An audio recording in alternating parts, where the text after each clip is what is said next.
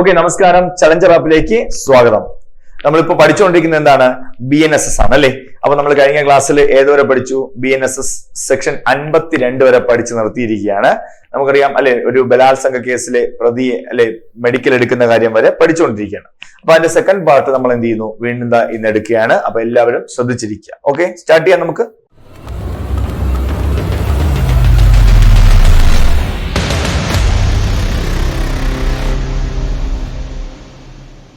Okay, അടുത്ത section BNSS section 53 ആണ്. നമുക്കറിയാം കഴിഞ്ഞ ക്ലാസ്സിൽ നമ്മൾ BNSS സെക്ഷൻ 52 വരെ പഠിച്ചു അല്ലെ, ബലാത്സംഗ കേസിലെ മെഡിക്കൽ കാര്യങ്ങൾ വരെ പഠിച്ചു.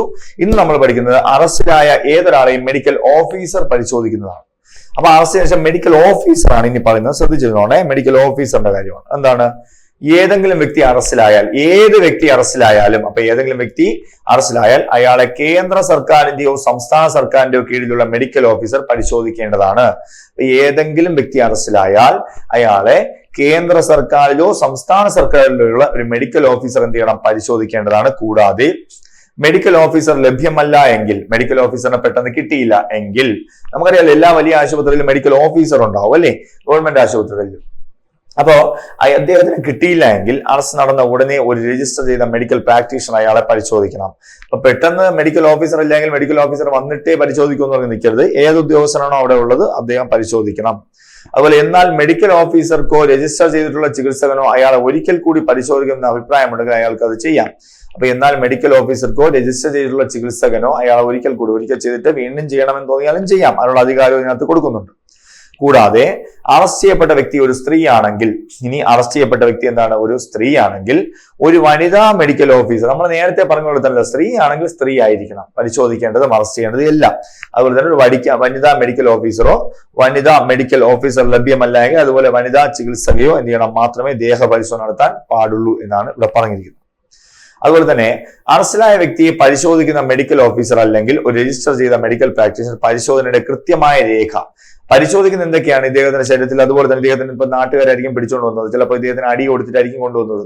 അപ്പൊ അത് പോലീസിനും ഒരു സേഫ്റ്റിയാണ്. കാരണം എന്താണ്? ഇദ്ദേഹത്തിന്റെ കയ്യിലുള്ള അടിയും മുറിവും ഒക്കെ നമ്മൾ കാരണമല്ല എന്ന് നമുക്ക് തെളിയിക്കാനും പറ്റും. ഓക്കെ, അതുപോലെ ഉണ്ടോ കൃത്യമായ രേഖ തയ്യാറാക്കുകയും അതിൽ അറസ്റ്റിലായ വ്യക്തിയുടെ ഏതെങ്കിലും മുറിവുകളോ ആക്രമണത്തിന്റെ അടയാളങ്ങളോ ഉണ്ടെങ്കിൽ ഏകദേശ സമയം ഉൾപ്പെടെ രേഖപ്പെടുത്തണം. അപ്പൊ ഇയാളെ പുറത്തുനിന്നായിരിക്കും നമ്മൾ പിടിച്ചത് അല്ലെ, പുറത്തുനിന്ന് പിടിക്കുന്ന ആളുകൾ അടിച്ചിട്ടുണ്ടാവും. അപ്പൊ ആ സമയം അതിനകത്ത് അറിയാം, എത്ര സമയത്തിനുള്ളിൽ കിട്ടിയ ഉപദ്രവമാണ് ശരീരത്തില്. അപ്പൊ പോലീസിനെ എന്ത് ചെയ്യരുത്? ക്രൂശിക്കരുത് എന്നുള്ള രീതിയിലാണ് അവിടെ പറയുന്നത്. ഇനി 1-ാം വകുപ്പിൽ കീഴിൽ ഒരു പരിശോധന നടത്തുമ്പോൾ, നേരത്തെ പറഞ്ഞ മെഡിക്കൽ ഓഫീസർ ഒരു പരിശോധന നടത്തുമ്പോൾ അത്തരം പരിശോധനയുടെ റിപ്പോർട്ടിന്റെ ഒരു പകർപ്പ്, അപ്പോ കോപ്പി, അതിന്റെ ഒരു കോപ്പി എന്ത് ചെയ്യണം? ഈ മെഡിക്കൽ ഓഫീസർ അല്ലെങ്കിൽ രജിസ്റ്റർ ചെയ്ത മെഡിക്കൽ പ്രാക്ടീഷണർ എന്ത് ചെയ്യണം? അറസ്റ്റ് ചെയ്ത വ്യക്തിക്കോ ആ വ്യക്തി നാമനിർദ്ദേശം ചെയ്യുന്ന വ്യക്തിക്കോ നൽകണം. അപ്പോ ഇയാളുടെ ശരീരത്തിൽ പരിശോധിച്ചല്ലോ, ആ പരിശോധന റിപ്പോർട്ട് ആ വ്യക്തിക്കും കൊടുക്കണം, അല്ലെങ്കിൽ വ്യക്തിയുടെ കയ്യിൽ കൊടുക്കണം, പോലീസിന് കൊടുക്കണം എന്നാണ് പറയുന്നത്. കാരണം എന്താണ്? അയാൾക്ക് അയാളുടെ നിരപരാധിത്വം വേണമെങ്കിൽ തെളിയിക്കാം ഈ റിപ്പോർട്ട് വെച്ച്. അപ്പൊ ഡോക്ടർമാരുടെ മൊഴി, റിപ്പോർട്ട് ഭയങ്കര പ്രധാനമാണ്, ഓർമ്മിക്കുക. അതാണ് സെക്ഷൻ 53. അപ്പൊ മെഡിക്കലുമായി ബന്ധപ്പെട്ട 3 സെക്ഷനാണ് 51, 52, 53. ക്ലിയർ ആണെന്ന് മനസ്സിലാക്കും. സെക്ഷൻ 54 അറസ്റ്റിലായ ആളുടെ തിരിച്ചറിയൽ എന്താണെന്നാണ് ചോദിച്ചത്. നോക്കാം. ഒരു കുറ്റകൃത്യം ചെയ്തതിന്റെ പേരിൽ ഒരു വ്യക്തിയെ അറസ്റ്റ് ചെയ്യുകയും, അപ്പൊ ഒരു കുറ്റകൃത്യം ചെയ്തതിന്റെ പേരിൽ ഒരു വ്യക്തിയെ അറസ്റ്റ് ചെയ്യുകയും അത്തരം കുറ്റകൃത്യങ്ങളുടെ അന്വേഷണത്തിന് മറ്റേതെങ്കിലും ആളുകളുടെ തിരിച്ചറിയൽ ആവശ്യമാണെങ്കിൽ, അപ്പൊ ഒരു കുറ്റകൃത്യത്തിന്റെ പേരിൽ ഒരു വ്യക്തിയെ അറസ്റ്റ് ചെയ്തു. അപ്പൊ അറസ്റ്റ് ചെയ്ത് അദ്ദേഹത്തിന് ഇവിടെ വെച്ചേക്കുന്നത് ഇതാണ് അറസ്റ്റ് ചെയ്ത വ്യക്തി എന്ന് വിചാരിച്ചു. അത്തരം കുറ്റകൃത്യങ്ങളുടെ അന്വേഷണത്തിന് മറ്റേതെങ്കിലും ആളുകളുടെ തിരിച്ചറിയൽ ആവശ്യമാണെന്ന് കോടതിക്ക് തോന്നി. അപ്പൊ ഇയാളാണ് അത് കണ്ടത് എന്ന വ്യക്തി എന്ന് വിചാരിച്ചു. ഓക്കെ, അപ്പൊ ആവശ്യമാണെങ്കിൽ അധികാരപരിധിയുള്ള കോടതിക്ക് ഒരു പോലീസ് സ്റ്റേഷന്റെ ചാർജുള്ള ഉദ്യോഗസ്ഥന്റെ അഭ്യർത്ഥന പ്രകാരം, അപ്പൊ പോലീസുകാരനാണെങ്കിൽ എന്താണ് റിക്വസ്റ്റ് ചോദിക്കുന്നത്? കാരണം എന്താണ്? സാർ, ഈ പ്രതി അറസ്റ്റ് ചെയ്യാൻ എനിക്കൊരു സാക്ഷിയെ ഹാജരാക്കിക്കോട്ടെ എന്ന് ചോദിക്കും. അപ്പൊ അഭ്യർത്ഥന പ്രകാരം കോടതിക്ക് ഉചിതമെന്ന് തോന്നുന്ന വിധത്തിൽ കോടതിക്ക് തോന്നുകയാണ് ആ ശരി നടപ്പിലാക്കിക്കോളൂ എന്ന് പറയുകയാണെങ്കിൽ തിരിച്ചറിയുന്നതിന് വിധേയനാക്കാൻ നിർദ്ദേശിക്കാം. അപ്പൊ എന്താണ്? ഇയാളെ കൊണ്ടുവന്ന് ഇയാളെ നോക്കുന്നു, ഇദ്ദേഹമാണോ ആ കുറ്റം ചെയ്തത്, അങ്ങനെ വിധേയമാക്കാം. ഇനി എന്നാൽ അറസ്റ്റ് ചെയ്യപ്പെട്ട വ്യക്തിയെ തിരിച്ചറിയുന്ന വ്യക്തിക്ക് എന്തുണ്ടെങ്കിൽ മാനസികമോ ശാരീരികമായ ദൗർബല്യങ്ങൾ ഉണ്ടെങ്കിൽ മാനസികമോ ശാരീരികമോ ആയ ദൗർബല്യങ്ങൾ ഉണ്ടെങ്കിൽ അത്തരം തിരിച്ചറിയൽ പ്രക്രിയ ഒരു ജുഡീഷ്യൽ മജിസ്ട്രേറ്റിന്റെ മേൽനോട്ടത്തിൽ നടത്തണം. അപ്പോ കണ്ടുകൊണ്ടിടത്ത ഒരാളാണ് തിരിച്ചറിയാൻ വരികയാണെങ്കിലോ അല്ലെങ്കിൽ മാനസിക വൈകല്യമുള്ള ആളാണ് തിരിച്ചറിയാൻ വരുന്നെങ്കിലോ കോടതി തന്നെ നേരിട്ട് നിന്ന് എന്ത് ചെയ്യണം, അത് നടത്തണം. കാരണം എന്താണ്, അവിടെ പോലീസിനെയോ മറ്റോ ഏൽപ്പിക്കാതെ കോടതിയുടെ മേൽനോട്ടത്തിൽ വേണം നടത്താൻ. കാരണം കോടതിക്ക് അത് കണ്ട് മനസ്സിലാക്കാമല്ലോ അയാൾ എന്താണ് പറയുന്നത്. കൂടാതെ അങ്ങനെയുള്ള ആൾ തനിക്ക് സൗകര്യപ്രദമായ സംവിധാനങ്ങൾ ഉപയോഗിച്ചുകൊണ്ട് അറസ്റ്റ് ചെയ്യപ്പെട്ട വ്യക്തിയെ തിരിച്ചറിയുന്നു ഉറപ്പാക്കാൻ ഉചിതമായ നടപടികളും കൈക്കൊള്ളാം.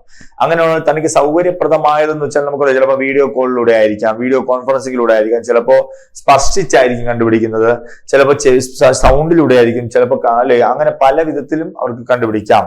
കൂടാതെ തിരിച്ചറിയൽ പ്രക്രിയ ഏതെങ്കിലും ശ്രവ്യ ദൃശ്യ ഇലക്ട്രോണിക് മാർഗത്തിലൂടെയും രേഖപ്പെടുത്തണമെന്നാണ്. ഓക്കെ, അതായത് വേണമെങ്കിൽ ഓഡിയോ വീഡിയോ റെക്കോർഡ് ചെയ്തും വെക്കാം. ഈ പറയുന്ന എന്താണ് തിരിച്ചറിയൽ പ്രക്രിയ റെക്കോർഡ് ചെയ്തും അല്ലെ വീഡിയോ ഓഡിയോ റെക്കോർഡ് ചെയ്തും സൂക്ഷിക്കാം എന്ന് പറയുന്നുണ്ട്. അപ്പൊ ഇതാണ് സെക്ഷൻ ഏതാണ് 54 പറയുന്നത് എന്താണ്, ഐഡന്റിഫിക്കേഷൻ ഓഫ് പേഴ്സൺ അറസ്റ്റഡ് എന്ന് പറയുന്നത്. അറസ്റ്റിലായ ആളുടെ തിരിച്ചറിയലിന്റെ കാര്യമാണ് ഇവിടെ പറയുന്നത്. ഓക്കെ ആണോ? ഓക്കെ. അടുത്തത് procedure when police officer depute subordinate to arrest without warrant.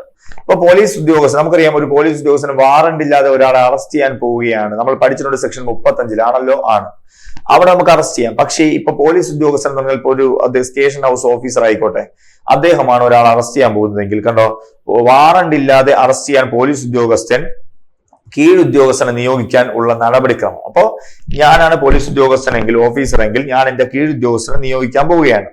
ഒരു പോലീസ് സ്റ്റേഷന്റെ ചുമതലയുള്ള ഏതെങ്കിലും ഉദ്യോഗസ്ഥനോ ഒരു പോലീസ് സ്റ്റേഷന്റെ ചുമതലയുള്ള ഏതെങ്കിലും ഉദ്യോഗസ്ഥനോ അല്ലെങ്കിൽ 13-ാം അധ്യായത്തിന് കീഴിൽ അന്വേഷണം നടത്തുന്ന ഏതെങ്കിലും പോലീസ് ഉദ്യോഗസ്ഥനോ, അപ്പോ സീനിയർ ആയിട്ടുള്ള ഉദ്യോഗസ്ഥന്മാർ വാറണ്ട് കൂടാതെ നിയമാനുസൃതം അറസ്റ്റ് ചെയ്യപ്പെടുന്ന ഏതെങ്കിലും ആളെ, അപ്പൊ വാറണ്ട് കൂടാതെ ഒരാളെ അറസ്റ്റ് ചെയ്യാൻ പോകുന്നു എങ്കിൽ തന്റെ സാന്നിധ്യത്തിലല്ലാതെ, അതായത് താൻ പോകുന്നില്ല, ഈ മേലുദ്യോഗസ്ഥൻ അവിടെ പോകുന്നില്ല, പകരം അദ്ദേഹത്തെ തന്റെ കീഴുദ്യോഗസ്ഥനെയാണ് അവിടെ വിടുന്നത് എങ്കിൽ ഒരു വാറണ്ട് കൂടാതെ അറസ്റ്റ് ചെയ്യാൻ തന്റെ താഴെയുള്ള ഏതെങ്കിലും ഉദ്യോഗസ്ഥനോട് ആവശ്യപ്പെടുമ്പോൾ എന്ത് ചെയ്യണം, ആ ഉദ്യോഗസ്ഥൻ അറസ്റ്റ് ചെയ്യുന്ന വ്യക്തിയെയും കുറ്റത്തെയും സംബന്ധിക്കുന്ന വിവരങ്ങൾ രേഖാമൂലം നൽകേണ്ടതാണ്.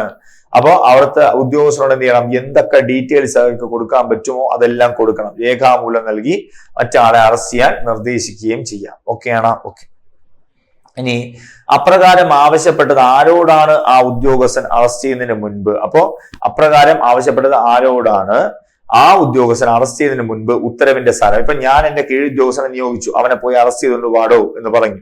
അപ്പൊ അദ്ദേഹം ഈ റിപ്പോർട്ടും കൊണ്ട് അറസ്റ്റ് ചെയ്യാൻ പോവുകയാണ്. പോകുന്ന സമയത്ത് ഉത്തരവിന്റെ സാരം അറസ്റ്റ് ചെയ്യേണ്ട വ്യക്തിയെ അറിയിക്കുകയും അയാൾ ആവശ്യപ്പെടുകയാണെങ്കിൽ ഉത്തരവ് അയാളെ കാണിക്കേണ്ടതുമാകുന്നു. അപ്പൊ ഈ അറസ്റ്റ് ചെയ്യാൻ പോകുന്ന വ്യക്തി ചോദിക്കൂലേ, സാർ എന്തിനാണ് എന്നെ അറസ്റ്റ് ചെയ്യാൻ വന്നതെന്ന് ചോദിച്ചാൽ വാറണ്ട് ഇല്ലല്ലോ. പകരം ഈ മേലുദ്യോഗസ്ഥൻ കാണിച്ച ഡീറ്റെയിൽസ് ഇയാളുടെ കയ്യിലുണ്ടെങ്കിൽ അത് അദ്ദേഹത്തിനെ കാണിക്കണം, പ്രതിയെ കാണിക്കണം എന്നാണ് പറയുന്നത്. അടുത്ത് വകുപ്പ് 35 പ്രകാരം ഒരാളെ അറസ്റ്റ് ചെയ്യാനുള്ള ഒരു പോലീസ് ഉദ്യോഗസ്ഥന്റെ അധികാരത്തെ ഇത് ബാധിക്കുന്നതല്ല. അതായത് 35 എന്താ പറഞ്ഞിരിക്കുന്നത്, പോലീസ് ഉദ്യോഗസ്ഥനെ എപ്പോഴൊക്കെ വാറണ്ട് ഇല്ലാതെ അറസ്റ്റ് ചെയ്യാന്നില്ല, അതേ സെയിം കണ്ടീഷൻ തന്നെ ഇവിടെയും, അത്രേ ഉള്ളൂ. അതായത് അവിടെ വേറെ കണ്ടീഷൻ ഇവിടെ വേറെ കണ്ടീഷൻ എന്നല്ല, ഇവിടെ പകരം എന്താണ് കീഴുദ്യോഗസ്ഥൻ പോകുന്നു എന്ന് മാത്രമേ ഉള്ളൂ. അതാണ് 35 ഇത് ബാധിക്കുന്നതല്ല എന്നുകൂടെ അറിയണം. ഇനി സെക്ഷൻ 56 അറസ്റ്റ് ചെയ്യപ്പെട്ട ആളുടെ ആരോഗ്യവും സുരക്ഷയും വളരെ പ്രധാനപ്പെട്ട സെക്ഷനാണ്. നമുക്കറിയാം ഒരു പ്രതിയെ നമ്മൾ പിടിച്ചു കഴിഞ്ഞാൽ തീർച്ചയായിട്ടും അയാളുടെ ആരോഗ്യം ഭയങ്കരമായിട്ട് ശ്രദ്ധിക്കേണ്ട ഒരു കാര്യമാണ്. കണ്ടോ, പ്രതിയുടെ ആരോഗ്യവും സുരക്ഷയും സംബന്ധിച്ച് ന്യായമായ കരുതൽ എടുക്കുന്നത് പ്രതി അറസ്റ്റ് വച്ചിരിക്കുന്ന ആളുടെ കടമയായിരിക്കും. നമ്മൾ ഒരാളിനെ അറസ്റ്റ് ചെയ്ത് കഴിഞ്ഞാൽ തീർച്ചയായിട്ടും അയാളുടെ ആരോഗ്യം ശ്രദ്ധിക്കണം. കാരണം മെഡിക്കൽ നമ്മൾ ആദ്യം എടുക്കുക, എന്നാലും അയാൾക്ക് സമയത്തിന് വെള്ളം കൊടുക്കുക, ആഹാരം കൊടുക്കുക, സുഖമില്ലെങ്കിൽ അതിന്റെ ചികിത്സ കൊടുക്കുക, ഇതെല്ലാം ചെയ്യേണ്ടത് അറസ്റ്റ് ചെയ്ത ഉദ്യോഗസ്ഥന്റെ കടമയാണ് എന്നുകൂടെ അറിയുക. അതാണ് 56ാമത്തെ സെക്ഷൻ, അറസ്റ്റ് ചെയ്യപ്പെട്ട ആളുടെ ആരോഗ്യവും സുരക്ഷയും എന്നാണ് സെക്ഷൻ. ഇനി 57ാമത്തെ സെക്ഷൻ എന്ന് പറഞ്ഞാൽ അറസ്റ്റ് ചെയ്യപ്പെട്ട ആളെ മജിസ്ട്രേറ്റിന്റെയോ പോലീസ് സ്റ്റേഷന്റെ ചുമതല ഉദ്യോഗസ്ഥന് മുമ്പാകെ ഹാജരാക്കണം. നമുക്ക് അറിയാനുള്ള കാര്യമല്ലേ, അറസ്റ്റ് ചെയ്യപ്പെട്ട ആളെ എന്ത് ചെയ്യണം, പോലീസ് സ്റ്റേഷന്റെയോ അല്ലെങ്കിൽ മജിസ്ട്രേറ്റിന്റെയോ ചുമതലയുള്ള ഉദ്യോഗസ്ഥന് മുമ്പിൽ ഹാജരാക്കണം. എന്നാണ് വാറണ്ട് ഇല്ലാതെ അറസ്റ്റ് ചെയ്യുന്ന ഒരു പോലീസ് ഉദ്യോഗസ്ഥൻ, അപ്പോൾ ഒരാളെ വാറണ്ട് ഇല്ലാതെ അറസ്റ്റ് ചെയ്യുന്ന ഒരു പോലീസ് ഉദ്യോഗസ്ഥൻ എന്ത് ചെയ്യണം, അനാവശ്യ കാലതാമസം കൂടാതെ, അപ്പൊ എന്താണ് അനാവശ്യ കാലതാമസം കൂടാതെ ജാമ്യം നൽകുന്നതുമായി ബന്ധപ്പെട്ട വ്യവസ്ഥകൾക്ക് വിധേയമായി അറസ്റ്റ് ചെയ്ത വ്യക്തി കേസിൽ അധികാരപരിധിയുള്ള ഒരു മജിസ്ട്രേറ്റ് മുമ്പാകെ അല്ലെങ്കിൽ ഒരു പോലീസിന്റെ ചുമതലയുള്ള ഉദ്യോഗസ്ഥന് മുമ്പാകെ കൊണ്ടുപോവുകയോ അയക്കുകയോ ചെയ്യണം. നമ്മൾ ഒരാളെ വാറണ്ട് ഇല്ലാതെ അറസ്റ്റ് ചെയ്ത് കഴിഞ്ഞാൽ എത്രയും പെട്ടെന്ന് എന്ത് ചെയ്യണം? മാക്സിമം 24 hours എന്ത് ചെയ്യണം? അവിടെ അനാവശ്യ കാലതാമസം എന്നാണ് പറഞ്ഞിട്ടുള്ളത് കേട്ടോ, സമയം പോലും ഇവിടെ പറയുന്നില്ല. എത്രയും വേഗം എന്താണ് ഒരു മജിസ്ട്രേറ്റിന്റെ മുമ്പിൽ ഹാജരാക്കണം എന്നാണ്, അല്ലെങ്കിൽ നമ്മുടെ മേലുദ്യോഗസ്ഥന് മുമ്പിൽ ഹാജരാക്കണം. സെക്ഷൻ 58 എടുത്തു പറയുന്നത് സമയം അറസ്റ്റ് ചെയ്യപ്പെട്ട ആളെ 24 മണിക്കൂറിൽ കൂടുതൽ തടങ്കലിൽ വെക്കുവാൻ പാടില്ല. സെക്ഷൻ 58 നമ്മൾ പറയുന്നു അറസ്റ്റ് ചെയ്യപ്പെട്ട ആളെ 24 മണിക്കൂറിൽ കൂടുതൽ തടങ്കലിൽ വെക്കുവാൻ പാടില്ല എന്നാണ് ഇവിടെ പറഞ്ഞിരിക്കുന്നത്.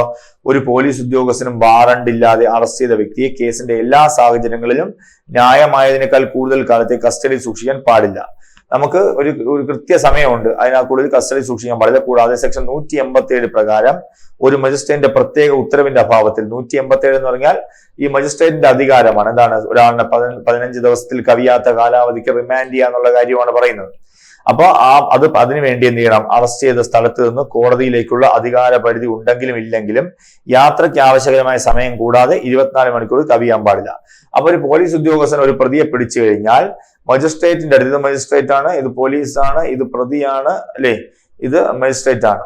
അപ്പൊ ഇയാളെയും കൊണ്ട് പോകുന്ന സമയത്ത് 24 മണിക്കൂറാണ് മാക്സിമം നമുക്ക് കയ്യിൽ വയ്ക്കുക. യാത്രാ സമയം കുറച്ചിട്ട് അതിനു മുമ്പ് മജിസ്ട്രേറ്റിന്റെ മുമ്പിൽ ഹാജരാക്കിയിരിക്കണം. ഇദ്ദേഹം എന്ത് വിധിക്കും?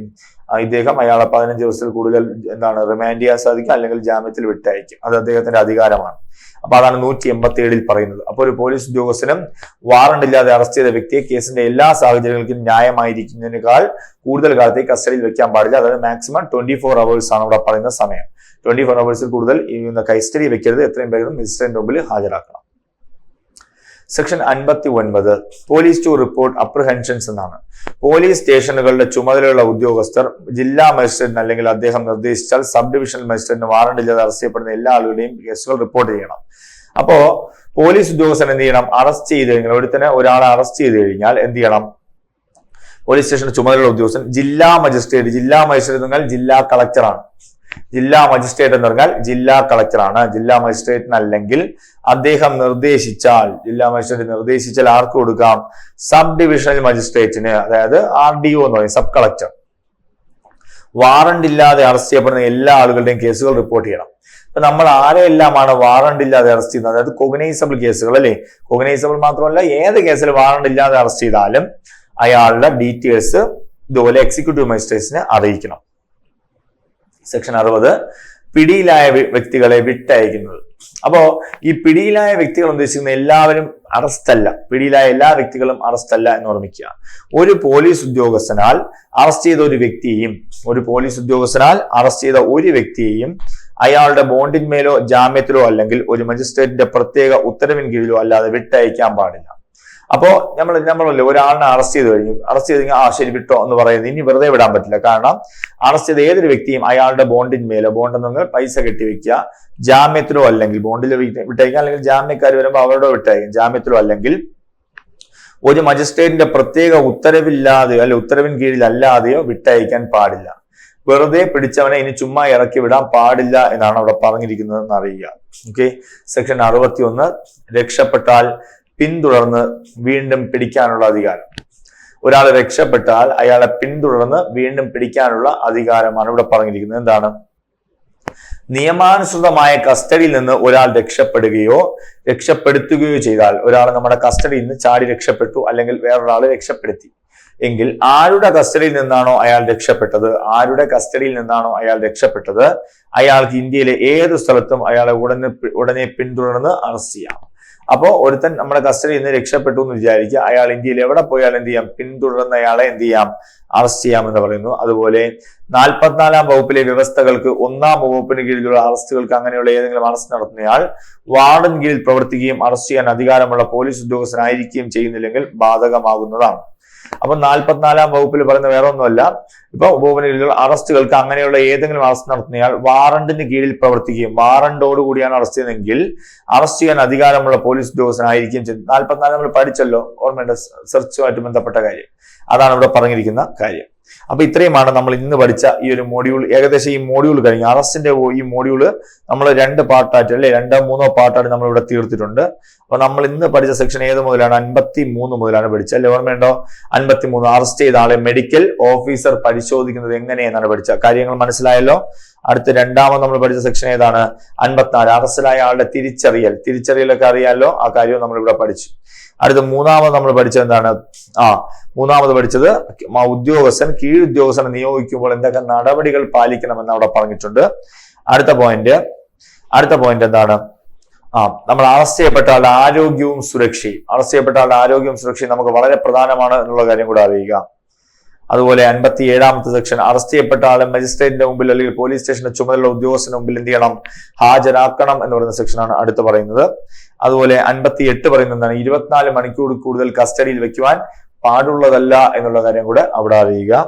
അതുപോലെ 59 പോലീസ് സ്റ്റേഷനിലെ ചുമതലയുള്ള ഉദ്യോഗസ്ഥൻ മജിസ്ട്രേറ്റിന്റെ മുമ്പിൽ ഇയാളെ പെട്ടെന്ന് തന്നെ എന്ത് ചെയ്യണം? ഹാജരാക്കണം, റിപ്പോർട്ട് ചെയ്യിപ്പിക്കണം എന്നിവിടെ പറയുന്നുണ്ട്. 60 നിങ്ങൾ പിടിയിലായ വ്യക്തികളെ വെറുതെ അങ്ങനെ വിടാൻ പാടില്ല, ബോണ്ടിന്മേലൊക്കെ അല്ലേ വിടാൻ പാടുള്ളൂ, ജാമ്യത്തിലേ വിടാൻ പാടുള്ളൂ, മജിസ്ട്രേറ്റിന്റെ അനുമതിയോടെ വിടാൻ പാടുള്ളൂ എന്നുള്ള കാര്യം അറിയുക. 61 രക്ഷപ്പെട്ടാൽ പിന്തുടർന്ന് വീണ്ടും പിടിക്കാം, അല്ലെ? ഒരാള് കസ്റ്റഡിയിൽ നിന്ന് രക്ഷപ്പെടാൻ ശ്രമിക്കുകയോ ചെയ്താൽ ഇന്ത്യയിൽ എവിടെ വെച്ച് വേണോ അയാൾ എന്ത് ചെയ്യാം? പിന്തുടർന്ന് പിടിക്കാം എന്നാണ് ഈ മോഡ്യൂളിൽ പറയുന്നത്. ഓക്കെ ആണോ? അപ്പൊ ഇതുവരെ നമ്മൾ അറസ്റ്റ് എന്നൊരു സെക്ഷൻ വളരെ എളുപ്പമുള്ള ഒരു മോഡ്യൂളാണ്. ഇതുവരെ ഉള്ളതൊക്കെ നമ്മൾ പഠിച്ചു കഴിഞ്ഞു. അപ്പൊ നിങ്ങൾക്ക് മനസ്സിലായെന്ന് വിശ്വസിക്കുന്നു. ഓക്കെ അല്ലേ? നമുക്ക് ഇന്ന് സ്റ്റോപ്പ് ചെയ്യാം. വീണ്ടും അടുത്ത ക്ലാസ്സിൽ കാണാം. ഓക്കെ അല്ലേ? ബൈ.